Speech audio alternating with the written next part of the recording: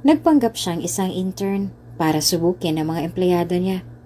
Kaya naman nagulat ang lahat nang tumunog ang cellphone niya.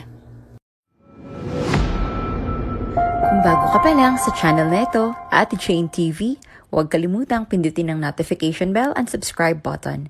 Sana po hindi naman malaking abala sa inyo ang pagpindot ng subscribe button dahil ang kapalit po nito ay ang pagsuporta para makapag-produce ng mga libreng stories sa mga channels ni Ate Jane. Maraming salamat! Mula sa reception desk. Rinig na rinig ang tunog ng stilettos na gamit ni Aurora sa pagpasok sa loob ng lobby. Kunot noo itong pinagmasdan ng babae mula sa malayo hanggang sa tuluyang naglakad si Aurora patungo sa direksyon kung nasaan siya. "Magandang umaga," bati niya. Bahagyang umirap ang babae sa front desk bago tumugon. "Ano pong kailangan nila?" Tanong nito na animong iritado pa sa presensya niya kahit na pinakitaan ng hindi ka nais-nais na pag-uugali. Nakuha pa rin ngumiti ni Aurora sa kanya. "Ako nga palang pinadalang intern ng head office. Ang sabi nila ay hanapin ko lang daw ang senior manager na naka-duty ngayon." Sa halip na sumagot, ay idinurulan ng babae sa front desk na ngayon ay papalapit na lalaki sa direksyon nilang dalawa. Isang simpleng white shirt lang ang suot nito, kaya naman hindi na iwasan ni Aurora ang magtaas ng kilay habang pinagmamasdan ang suot nito. Kung pumorma, akala mo nasa bahay lang. Bulong ni Aurora sa isip, bago dismayadong umiling sa naisip. "Ikaw yung intern na pinadala nila?" Tanong nito na ikinatango niya. "Ako nga pala si Homer." Ipinakita ni Homer ang daan kay Aurora patungo sa showroom. Naging maganda naman ang paliwanag ni Homer sa kanya tungkol sa nature ng mga trabaho at sa mga patakaran na kailangan niyang sundin habang nandito siya. Habang abala sa pakikinig at pagmamasid sa buong showroom, hindi na iwasan ni Aurora ang lihim na punain ang ilang managers na sa halip na i-assist ang mga clients ay naging abala pa ito sa mga gadgets na gamit nila. "Hindi ko alam na pwede palang gumamit ng cellphone habang nasa trabaho," tanong niya. Kunot noong lumingon si Homer sa kanya at sarkastikong natawa. "Hindi sakop na magiging trabaho mo, questionin lahat ng empleyadong nakakataas sa iyo, Miss Aurora." Lumipat ang tingin ni Aurora sa mga kliyenteng patuloy lang sa pagmamasid sa loob ng showroom. "Ikaw na nagsabi kanina na kapag may kailangan akong itanong ay itanong ko. Hindi naman siguro masamang magtanong, tama?" Aniya na ikinakibit lang nito ng balikat. "At bakit nga ba hindi nila ina-assist ang mga kliyente rito sa loob?" Lumingon si Homer sa mga taong tinutukoy ni Aurora at bahagyang natawa. "Huwag mo silang pansinin. Base sa mga kilos at pananamit nila, mukha namang wala silang perang pambili ng unit. At isa pa, hindi naman sa pagiging judgmental pero mukhang hindi nila afford ang mga ibinibenta natin." Muli siyang lumingon kay Aurora at ngumiti. "If I were you, Miss Aurora, hindi ko na ko-questionin ang mga presensya nila. Forget about them. Nandito lang sila para maglibot at magtanong. Then after that, aalis na sila tulad ng palagi nilang ginagawa. Ang payo ko lang sa'yo, ha? If gusto mong tumagal sa industriyang to, i-assist mo lang yung mga karapat-dapat na i-assist." Muling nagpatuloy sa paglalakad si Homer habang si Aurora naman ay nagkibit balikat na lang bago sumunod sa kanya. May isang matandang lalaki ang pumasok sa loob. Medyo may katandaan na ito at may kahinaan na rin ang kilos. Marumi ang suot nitong kamiseta at hindi maipagkakaila ng iba na may amoy din ang matandang lalaki. Marahil ay dulot ng katandaan. "Sa kabilang building ho ang bilihan ng isda, tatang," sambit ni Homer na ikinatawa ng ilang manager na nakikiusyoso. Napakamot ng ulang matandang lalaki bago lumingon sa kanya. Bibili sana ako ng kondo para sa apo ko." Nang dahil sa rason niya ay pinagtawanan lang ito ni Homer. Wala namang nagawa si Aurora kung hindi ang pagmasdan lang ang ikinikilos ng mga tao sa paligid niya. Wala sa loob niya ang umawat dahil nasisigurado niyang may kalalagyan din ang mga taong ito sa oras na magpakilala siya. "Huwag po kayong mag-ilusyon, Tatang," sagot ni Homer, na tila ba minamaliit pa ang matanda. "Alam naman nating lahat na hindi mo afford ang presyo ng mga condo unit dito. Baka nga kulang pang maibigay mo kahit nabigyan ka pa namin ng senior discount." Tila ba na insulto ang matandang lalaki, lalo na nang magtawanan ng lahat ng dahil sa sinabi ni Homer. Buo pa sa loob niya ang desisyon na bumili ng condo unit, kaya naman mas pinili niyang lunukin ang pride at maghanap ng sales agent na pwedeng mag-assist sa kanya. Nang dahil sa sinabi ni Homer, walang naglakas ng loob na tumulong sa kanya. Maliban na lamang na humakbang patungo sa kanya ang isang agent na part-timer ng kumpanya na nagngangalang Greg. "How may I help you, sir?" Ngumiti ito sa kanya. "Gusto ko sana maghanap ng unit na kakasya lang sa budget ko." "Sige po, matutulungan ko kayo dyan.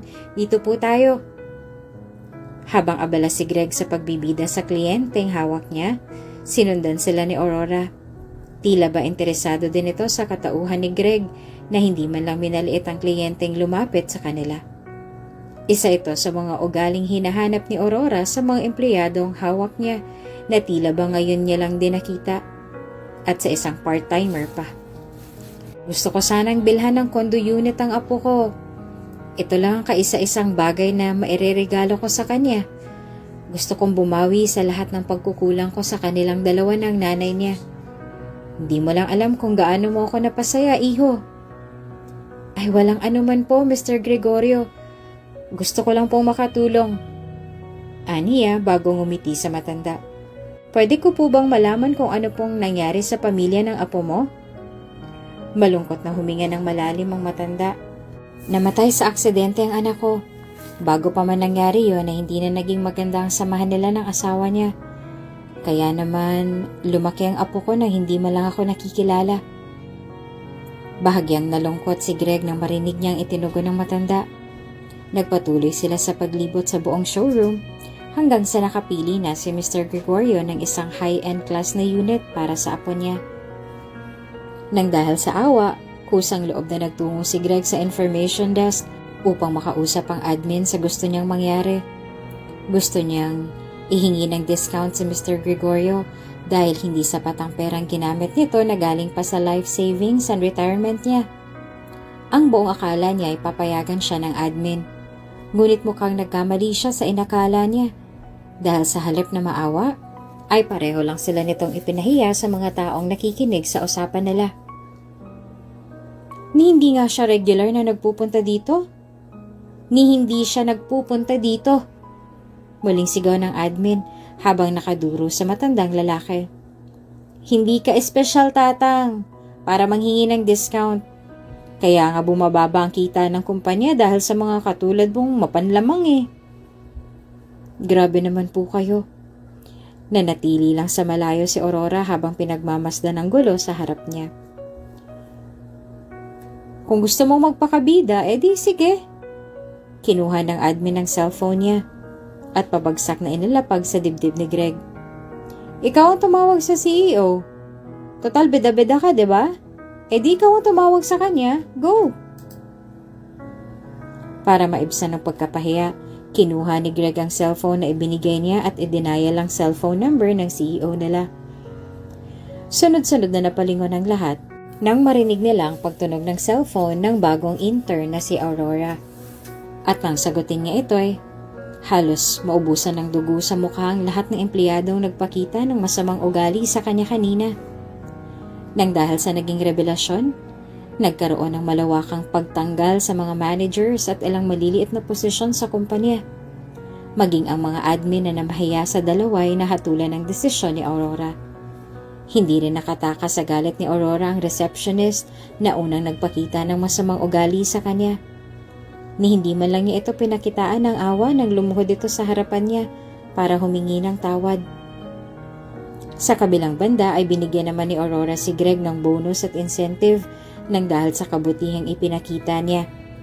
Lalong-lalo na kay Mr. Gregorio na ngayon ay uwing may ngiting nakaukit sa labi. Lalo na nang bigyan siya ni Aurora ng malaking discount para sa unit na gusto niya. Hindi naging maganda ang nakalipas na 6 na buwan para kay Mr. Gregorio. Nangihina ito nang isinugod siya sa ospital. Naniniwala siya na kaunting panahon na lang ang natitira sa kanya dito sa lupa. Ang tanging dahilan na nagpapalakas sa kanyang lumaban ay ang makita ang apo niya kahit sa huling pagkakataon na lang. Parang awa mo na, Rosalita. Aniya sa kaibigan niyang walang sawang tumutulong sa kanya magmula noon hanggang ngayon. Hanapin mo ang apo ko. Tulad ng bilin ni Mr. Gregorio, ginawa ni Rosalita ang lahat ng makakaya niya hanggang sa tuluyan niyang mahanap ang apo na matagal niya nang hinahanap.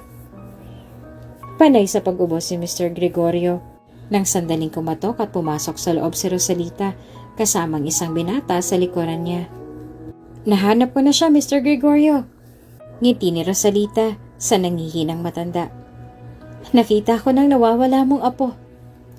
Agad na nanlaki ang mga mata ng matanda nang magsalubong ang mata nilang dalawa ni Greg. Ang sales agent na tumulong sa kanyang makuha ang condo unit na pinapangarap niya para sa apo. Apo ko! Mahina niyang sambit. Gumuhit ang luha sa gilid ng mata ni Mr. Gregorio na naging dahilan kung bakit mabilis siyang sinalubong ng yakap ni Greg. Matagal kitang hinanap, apo ko. Pasensya na, Lolo, kung natagalan ako. Hihikbi-hikbing sagot ni Greg na ikinahigpit ng yakap ni Mr. Gregorio sa kanya.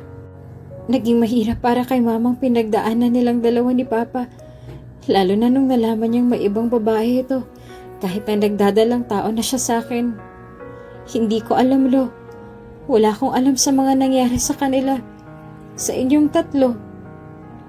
Napuno ang silid ng iyon ng iyakan, lalo na nagkaroon ng chance ang dalawa na ipaliwanag kung anong mga nangyari sa nakaraan nila.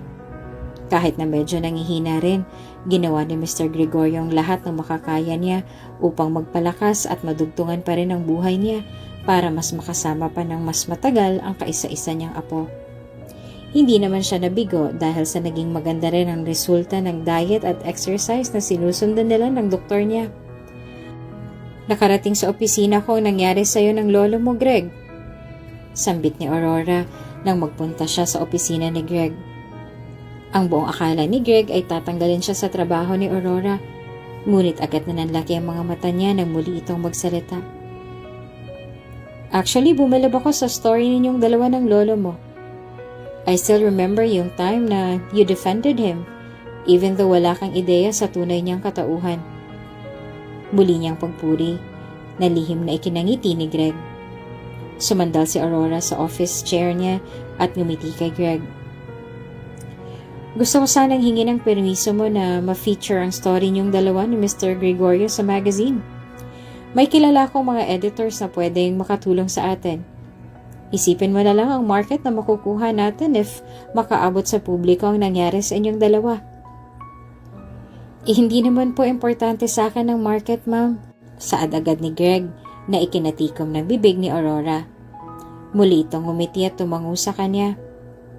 Ang importante po para sa akin ay yung inspirasyon na makukuha ng mga kabataan sa kwento naming dalawa ni Lolo. Sige ma'am, pumapayag po ako na ma-feature ang kwento namin ni Lolo sa magazine.